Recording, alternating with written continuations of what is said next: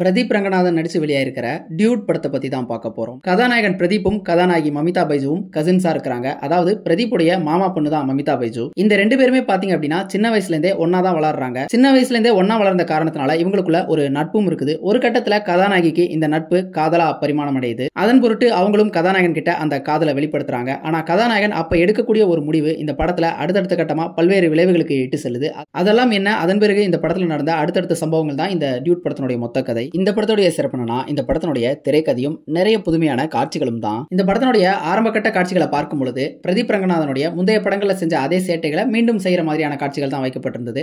அதை பார்க்கும் பொழுது ஐயோ இந்த படத்துல காமெடிங்கிற பேர்ல நம்மளை கொல்ல போறானுங்கடா அப்படிங்கிற மாதிரியான உணர்வு தான் ஆரம்பத்தில் ஏற்படுத்துனுச்சு. ஆனா அடுத்தடுத்த கட்டமா நிறைய புதுமையான காட்சிகளையும் நிறைய ட்விஸ்ட் அண்ட் டர்ன்ஸ் அப்படின்னு இந்த படத்தை சுவாரஸ்யமாவே நகர்த்திருந்தாங்க. உதாரணமா ஒன்னு சொல்லணும் அப்படின்னா படத்துல கதாநாயகன் என்ன வேலை செய்யறார் அப்படிங்கறத அறிமுகப்படுத்தினதே ரொம்ப புதுமையான ஒரு காட்சியா இருந்தது. அந்த காட்சியில இருந்து தொடங்கி இன்டர்வல் வரைக்குமே அடுத்தடுத்த கட்டமா எந்தவித தேவையில்லாத காட்சிகளும் இல்லாம வரக்கூடிய ஒவ்வொரு காட்சிகளும் கதையை அடுத்த கட்டத்துக்கு நகர்த்துறதுக்கு உதவியா தான் இருந்திருக்குது. அடுத்த கட்டத்துக்கு நகர்த்தினது மட்டும் இல்லாம அந்த ஒவ்வொரு காட்சியுமே என்ஜாயபிளா சுவாரஸ்யமா பண்ணது கூடுதல் சிறப்புன்னு சொல்லலாம். இந்த படத்துடைய ஃபர்ஸ்ட் ஹாஃப்ல வரக்கூடிய அனைத்து விதமான காட்சிகளும், அது காமெடி காட்சிகளாகட்டும், கதாநாயகனுக்கும் கதாநாயகிக்கும் இடையிலான அந்த காட்சிகளாகட்டும், எமோஷன் ஆகட்டும், சில ட்விஸ்ட் அண்ட் டர்ன்ஸ், பாடல்கள் அப்படின்னு எல்லாமே நல்லா இருந்தது. பாடல்கள் பத்தி சொல்லும்போது ஒரு விஷயத்தை சொல்லி ஆகணும். இந்த படத்தினுடைய ஃபர்ஸ்ட் ட்ராக்கா வெளியான அந்த ஊரும் பிளட்டும் பாட்டு வெளியில வந்தபோது எனக்கு அந்த பாட்டு சுத்தமா பிடிக்கவே இல்லை. அதன் பிறகு அந்த உன்னத்தான பாத்துக்கள் லிரிக்கோட அந்த அன்பிளக்ட் வெர்ஷன் இன்ஸ்டாலெல்லாம் பயங்கரமா ட்ரெண்ட் ஆனப்ப கூட எனக்கு அது பெரிய ஈர்ப்பை எங்கேயுமே ஏற்படுத்தவே இல்லை.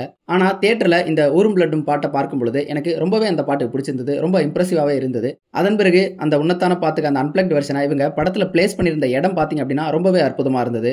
அந்த ஒரு குறிப்பிட்ட காட்சியில இந்த பாடல் ஆகட்டும், நடிகர்களுடைய பெர்ஃபார்மன்சஸ் ஆகட்டும், அந்த சீனோட ரைட்டிங் அப்படின்னு எல்லாமே சிறப்பா இருந்தது. அந்த ஒரு காட்சி கண்டிப்பா ஒரு தியேட்டர் மொமெண்டா இருக்கும். சரி, இந்த படத்துல குறைகளே இல்லையா அப்படின்னு கேட்டா கண்டிப்பா இந்த படத்துல குறைகள் இருக்குது. அந்த குறைகள் என்ன அப்படிங்கறத பின்னாடி சொல்றேன். கதாபாத்திரங்களை பொறுத்தளவுக்கு பிரதீப் ரங்கநாதன் அகன் அப்படிங்கிற அந்த கதாபாத்திரத்துல ரொம்பவே இம்ப்ரெசிவான ஒரு பெர்ஃபார்மன்ஸை கொடுத்திருந்தாரு. பிரதீப்புடைய பெர்ஃபார்மன்ஸை பொறுத்தளவுக்கு அவருடைய முந்தைய படங்களான லவ் டுடே டிராகன் இந்த ரெண்டு படங்கள்லயுமே பாத்தீங்க அப்படின்னா அவருடைய பெர்ஃபார்மன்ஸ் அப்படிங்கிறது அந்த கதாபாத்திரத்துக்கு என்ன தேவையோ அதை கரெக்டா பண்ணியிருந்தாலுமே கூட அவருடைய பெர்ஃபார்மன்ஸ் அப்படிங்கிறது ரிப்பீட்டேட்டிவா தான் இருக்குது. ஒரே மாதிரி தான் நடிக்கிறாரு அப்படிங்கிற ஒரு எண்ணத்தை தான் எனக்கு கொடுத்துச்சு. ஆனா இந்த படத்துல அவருடைய பெர்ஃபார்மன்ஸ் பார்க்கும்போது இந்த படத்திலையும் லவ் டுடே டிராகன்ல எல்லாம் அவர் என்னென்ன செஞ்சிருப்பாரோ அதெல்லாம் இருக்குது. ஆனா அதையும் தாண்டின வேறு சில இடங்கள்ல அவர் ஒரு பெர்ஃபார்மரா மிளறாரு. குறிப்பா சொல்லணும் அப்படின்னா அந்த இன்டர்வல் காட்சியை சொல்லலாம். அந்த இன்டர்வல் காட்சியில அவருடைய பெர்ஃபார்மன்ஸ் அப்படிங்கிறது ரொம்ப சிறப்பா இருந்தது. கிட்டத்தட்ட அது வந்து எனக்கு தளபதி படத்துல வரக்கூடிய ஒரு காட்சியை ஞாபகப்படுத்துது. அதை பர்பஸ்ஃபுல்லா அதை ரீக்ரியேட் பண்ணி ஒரு ஹொமாஜ் மாதிரி கொடுத்த மாதிரி தான் எனக்கு தோணுச்சு. அந்த ஒரு பர்டிகுலர் காட்சியில அவருடைய ஸ்கிரீன் பிரசன்ஸ் அப்படிங்கிறது அந்த ஒரு காட்சியை அடுத்த கட்டத்துக்கு எலிவேட் பண்ணுது. இதே மாதிரி இரண்டாம் பாதியில நிறைய குறைகள் இருந்தாலுமே கூட இவருடைய பெர்ஃபார்மன்ஸ், இவருடைய ஸ்கிரீன் பிரசன்ஸ் அப்படிங்கிறது தான் அந்த காட்சிகளை ஹோல்டு பண்ணுது. அந்த வகையில பார்க்கும்பொழுது எனக்கு அவருடைய முந்தைய படங்களை காட்டிலும் இந்த படத்துல அவருடைய பெர்ஃபார்மன்ஸ் மற்றும் ஸ்கிரீன் பிரசன்ஸ் இந்த ரெண்டுமே ரொம்ப பிடிச்சிருந்தது. ஆனா அந்த கதாபாத்திரத்தை வடிவமைச்சிருந்த வகையிலுமே பாத்தீங்க அப்படின்னா ஒரு சில குறைகள் இருக்கத்தான் செய்யுது. அந்த குறைகளையும் நான் பின்னாடி சொல்றேன். அதை தாண்டி அந்த கதாபாத்திரத்தை பார்க்கும் பொழுது அது மேல ஒரு பரிவு, அந்த கதாபாத்திரத்துக்கு ஒரு நல்லது நடந்துராதா அப்படிங்கிற ஒரு சின்ன ஏக்கம் ஆடியன்ஸான நம்ம மனசுலயும் வரதான் செய்யுது. இது அந்த கதாபாத்திரத்தை வடிவமைச்சிருந்த வகையில ஒரு வெற்றி அப்படின்னு சொல்லலாம். ஹீரோயினா மமிதா பைஜு கிட்ட இருந்தும் ஒரு சிறப்பான பெர்ஃபார்மன்ஸை பார்க்க முடிஞ்சது. ஆனா அந்த கதாபாத்திரம் வடிவமைக்கப்பட்டிருந்த விதத்துல பாத்தீங்க அப்படின்னா நிறைய கன்ஃபியூஷன்ஸ் தான் தெரிஞ்சது. முதல் பாதியை பொறுத்தளவுக்கு அந்த கதாபாத்திரத்தின் மேலேயும் ஆடியன்ஸ்க்கு ஒரு பரிவு இருந்தது. ஆனா அந்த கதாபாத்திரம் ப்ராக்ரஸ் ஆக பாத்தீங்க அப்படின்னா இந்த கதாபாத்திரம் உண்மையிலே தெரிஞ்சுதான் இதை பண்ணுதா இல்ல தெரியாம பண்ணுதா, அவ்வளவு மக்கான ஒரு கேரக்டரா இது அப்படிங்கிற மாதிரியான ஒரு குழப்பத்தை தான் நமக்குள்ள விளைவிக்குது. அடுத்ததா இந்த படத்திலேயே ஒரு சர்ப்ரைஸ் ஃபேக்டரா நம்மளை வந்து ஆச்சரியப்படுத்தின ஒரு கதாபாத்திரம் அப்படின்னா சரத்குமாரோட கதாபாத்திரம் தான். அந்த கதாபாத்திரமும் சரி, அதை சரத்குமார் நடிச்சிருந்த விதமும் சரி, ரெண்டுமே டெரிஃபிக்கா இருந்தது. சரி, இந்த படத்தினுடைய குறைகள் என்ன? முதல் குறையா தோணுது இந்த படத்தினுடைய செகண்ட் ஹாஃப் தான். செகண்ட் ஹாஃப்ல இவங்க ஒரு சென்சிட்டிவான சப்ஜெக்ட் எடுத்திருக்காங்க.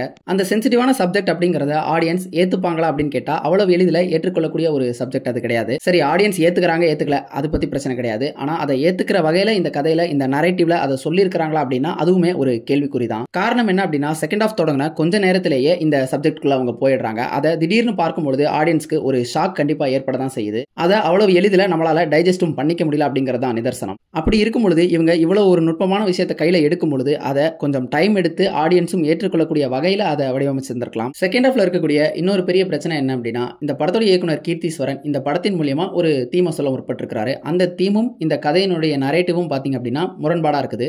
இன்னும் தெளிவா சொல்லணும் அப்படின்னா இந்த பட ஆரம்பத்துல இருந்தே நாம கதாநாயகனுடைய பார்வையில இருந்து தான் இந்த கதையை பார்த்துட்டே வர்றோம். கதாநாயகனுக்காக தான் நாமளும் ரூட் பண்ணிட்டே இருக்கிறோம். அந்த கதாபாத்திரத்துக்கு நல்லது நடந்துடணும், அவன் ஆசைப்படுறது கிடைச்சிடணும் அப்படிங்கிற மாதிரி தான் நாம நினைச்சிட்டு இருக்கிறோம். ஆனா இதுல இருக்கக்கூடிய முரண்பாடு என்ன அப்படின்னா, கதாநாயகன் ஆசைப்பட்டதை கிடைக்கிற மாதிரி இந்த திரைக்கதையை வடிவமைச்சிருந்தாங்க அப்படின்னா இவங்க சொல்ல வந்த தீம் அப்படிங்கிறது அடிபட்டு போயிடும். அடிபடுறது மட்டும் இல்லாம இவங்க சொல்ல வந்த அந்த தீமுக்கு நேர்மாறா ஒரு கருத்தை சொல்லிடக்கூடிய ஒரு அபாயமும் இருக்குது. அதனால இயக்குனர் அவர் சொல்ல வந்த அந்த தீமை சொல்லிடணும் அப்படிங்கறதுல தெளிவா இருந்திருக்கிறாரு. ஆனா அதுக்காக கொடுக்கப்பட்ட விலை அப்படிங்கிறது கதாநாயகனுடைய அந்த கதாபாத்திரம் தான். ஆனா பட ஆரம்பத்துல இருந்தே அந்த கதாபாத்திரத்துக்காக தான் ஆடியன்ஸ் ரூட் பண்ணிட்டே இருக்கிறாங்க. இதனால ஆடியன்ஸ் மத்தியில ஒரு அதிருப்தி அப்படிங்கிறது உண்டாக தான் செய்யுது. அது மட்டும் இல்லாம படத்துடைய கதாநாயகன் அந்த பொண்ணுக்காக இந்த எல்லைக்கு போவானா அப்படிங்கிற அந்த கேள்வி ஆடியன்ஸ் மத்தியில செகண்ட் ஹாஃப்ல கண்டிப்பா வரதான் செய்யுது.